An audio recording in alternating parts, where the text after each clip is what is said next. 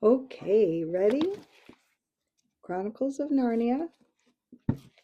We're in book 3. The first one is boy. See that? And I lost my place. We are in chapter 10, the Hermit of the Southern March. See that? Okay. Now remember that they've just made the secret passageway across the desert and where there's a river. And by accident, they fell asleep. So they lost some time. Okay, chapter 10, The Hermit of the Southern March. After they had ridden for several hours down the valley, it widened out and they could see what was ahead of them. The river which they had been following here joined a broader river, wide and turbulent, which flowed from their left to their right towards the east. Beyond, a delightful country rose gently in low hills, ridge beyond ridge, the northern mountains themselves. To the right, rocky pinnacles, with snow hanging to the ledge. Pine pads sloped, frowning cliffs, narrow gorges, blue peaks as far away as the eye could reach. It could no longer Mount Pyre. Straight ahead, the mountain range sank into a wooded saddle, which of course had to be the pass from Archenland. Woo! North, the green north, neighed Bree, and certainly the lower hills looked greener and fresher than anything that Erebus and Shasta, with their southern-bred eyes, had ever imagined. Spirits rose as they clattered down to the water's meet of the two rivers. The eastern flowing river, which was pouring from the highest mountains of the western end of the range, was far too swift and too broken with rapids for them to think of swimming it.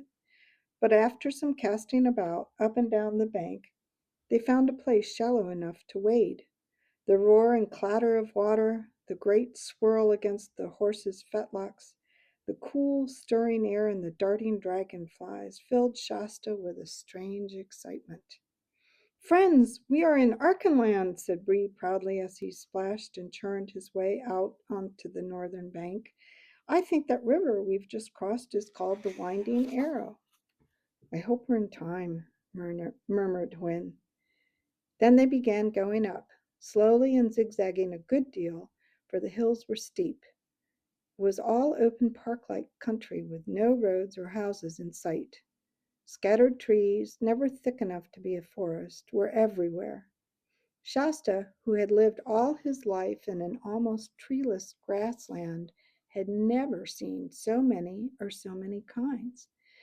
If you had been there, you would have probably known, but he didn't, that he was seeing oaks and beeches, silver birches, rowans, and sweet chestnuts. Rabbits scurried away in every direction as they advanced, and presently they saw a whole herd of fallow deer making off among the trees. "Isn't it simply glorious?" said Erebus. At the first ridge, Shasta turned in the saddle and looked back.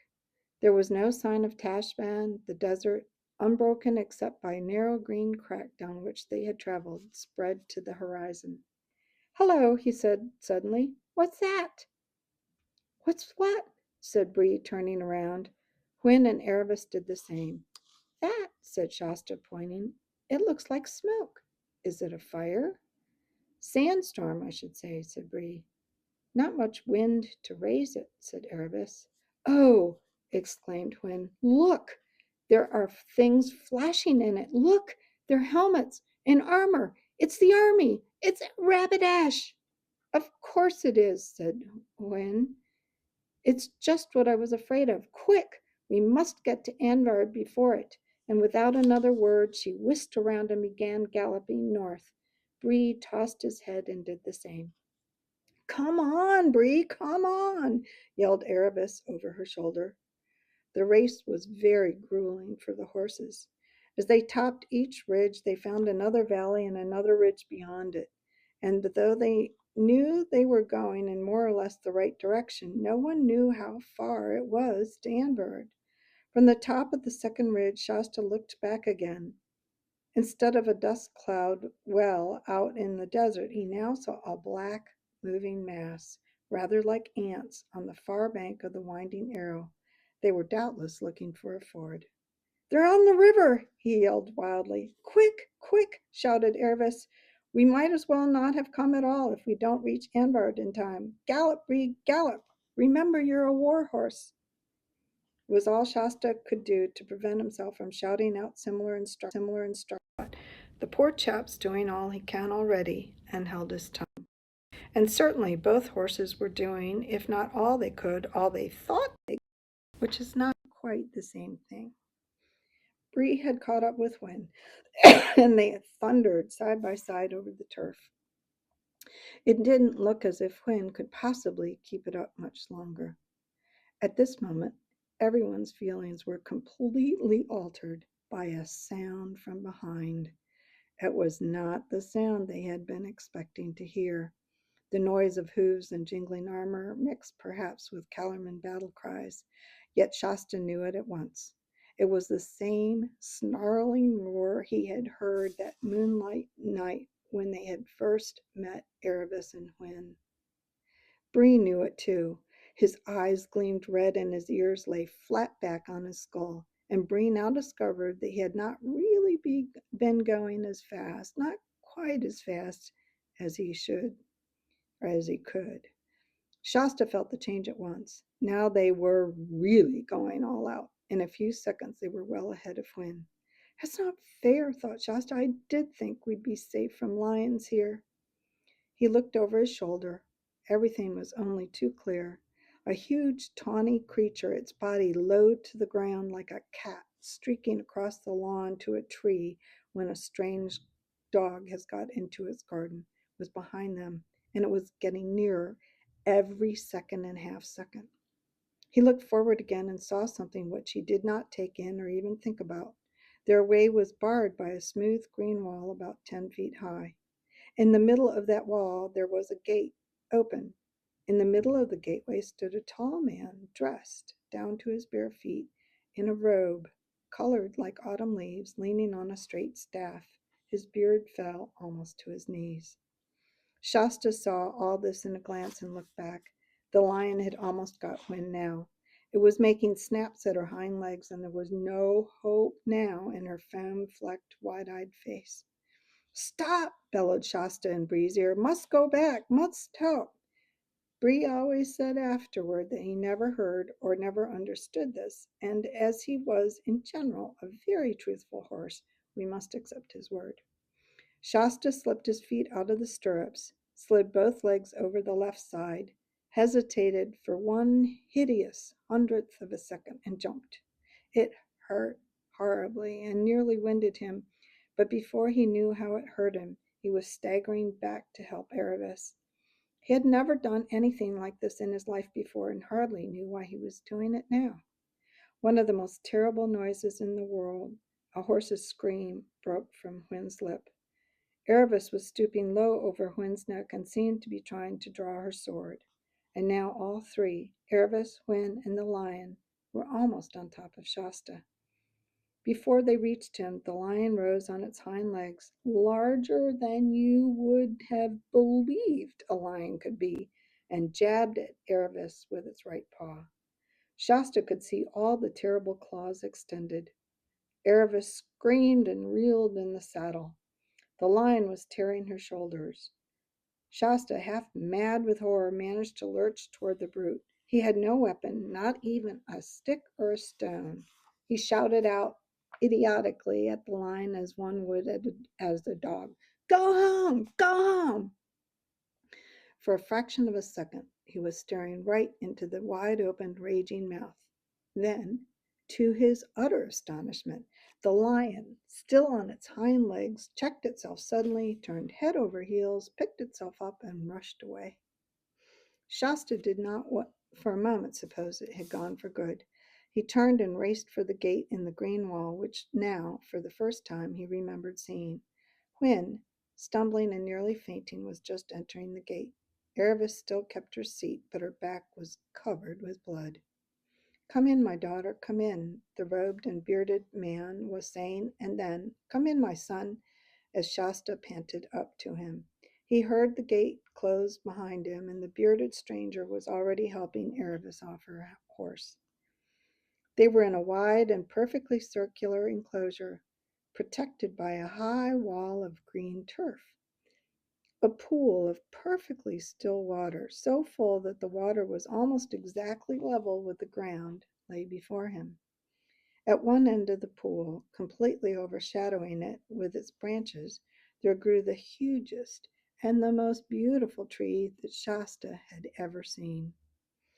Beyond the pool was a little low house of stone, roofed with deep and ancient thatch. There was a sound of bleating, and over at the far side of the enclosure there were some goats. The level ground was almost completely covered with the finest grass. Are you, panted Shasta, are you the King Loon of Archenland? The old man shook his head.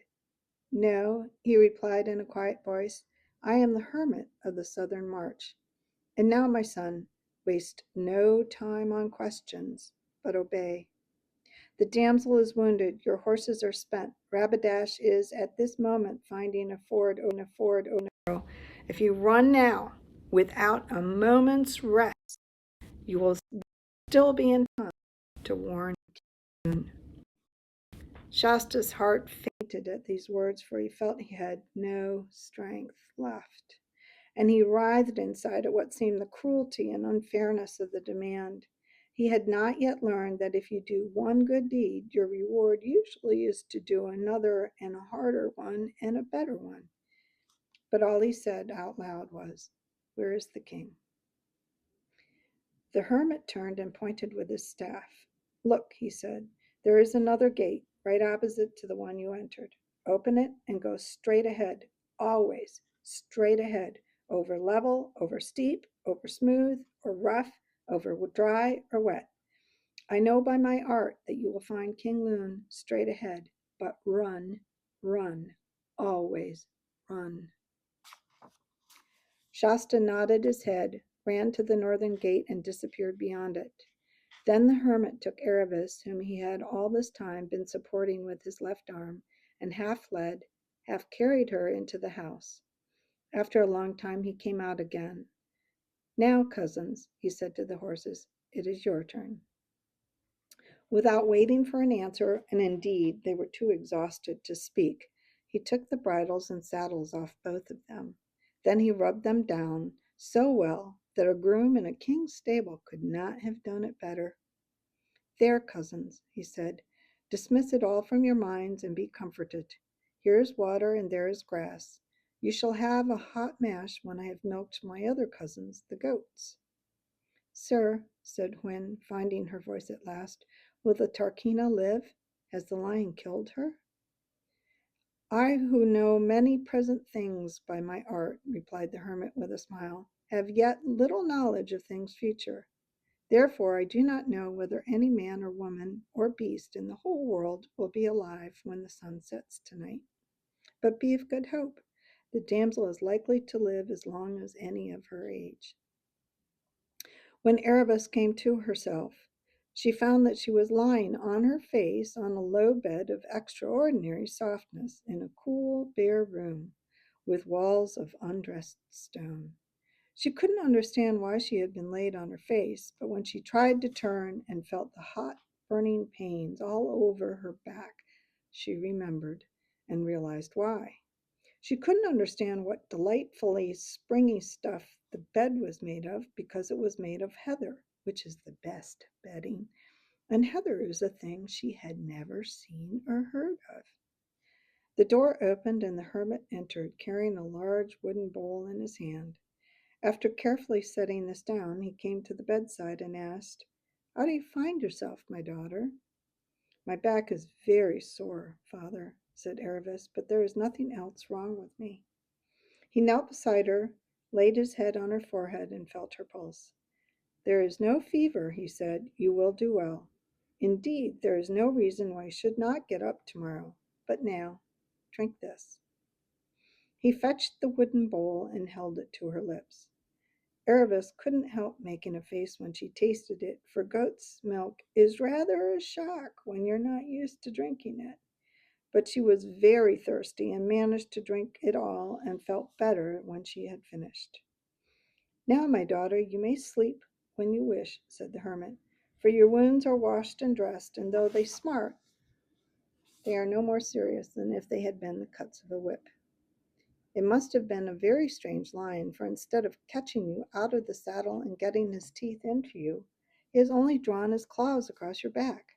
10 scratches, sore, but not deep or dangerous. I say, said Erebus, I have had luck. Daughter, said the hermit, I have now lived 109 winters in this world, and I have never yet met any such thing as luck. There is something about all this I do not understand, but if ever we need to know it, you may be sure that we shall. And what about Rabadash and his 200 horse? Asked Erebus.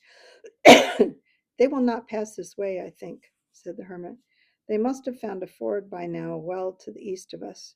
From there they will try to ride straight to Anvard. Poor Shasta, said Erebus. Has he far to go? Will he get there first? There is good hope of it, said the old man.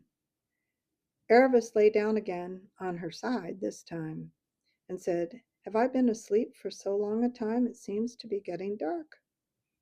The hermit was looking out of the only window which faced north. This is not the darkness of night, he said presently. The clouds are falling down from Stormless Head.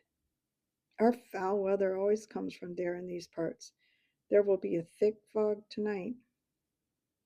Next day, except for her sore back, Erebus felt so well that after breakfast, which was porridge and cream, the hermit said she could get up.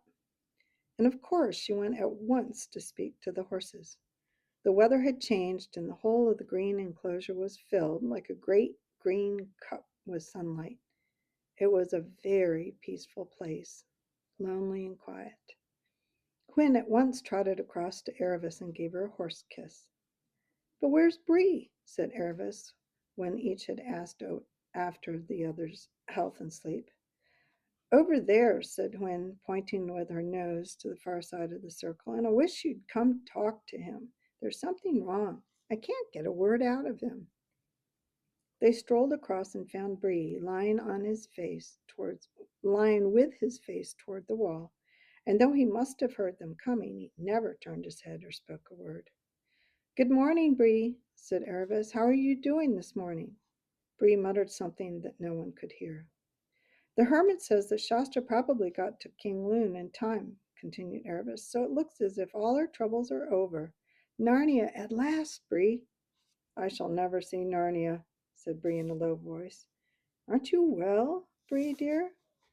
Said Erebus.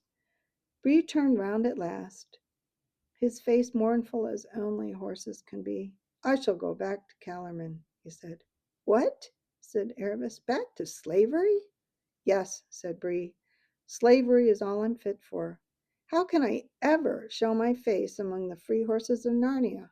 I who left a mare and a girl and a boy to be eaten by lions while I galloped, all save my own wretched skin. We all ran as hard as we could, said Hwin. Shasta didn't, snorted Bree. At least he ran in the right direction, ran back, and that is what shames me most of all. I, who called myself a war horse and boasted of 100 fights, to be beaten by a little human boy, a child, a mere foal, who had never held a sword nor had any good nurture or example in his life. I know, said Erebus. I've felt just the same. Shasta was marvelous. I'm just as bad as you, Bree. I've been snubbing him and looking down on him ever since you met us, and now he turns out to be the best of all. But I think it would be better to stay and say we're sorry than go back to Kellerman. It's all very well for you, said Bree. You haven't disgraced yourself, but I've lost everything. My good horse, said the hermit, who had approached them unnoticed because his bare feet made so little noise on that sweet, dewy grass. My good horse, you've lost nothing but your self-conceit. No, no, cousin, don't put your ears back and shake your mane at me. If you are really so humbled as you sounded a minute ago, you must learn to listen to sense. You're not quite the great horse you have come to think from living among poor, dumb horses. Of course you were braver and cleverer than them. You can hardly help being that. It doesn't follow that you'll be anyone very special in Narnia. But as long as you know you're nobody special, you'll be a very decent sort of horse, on the whole, and taking one thing with another. And now, if you and my other four-footed cousin will come round to the kitchen door, we'll see about the other half of that mash. Next chapter, chapter 11, The Unwelcome Fellow Traveler.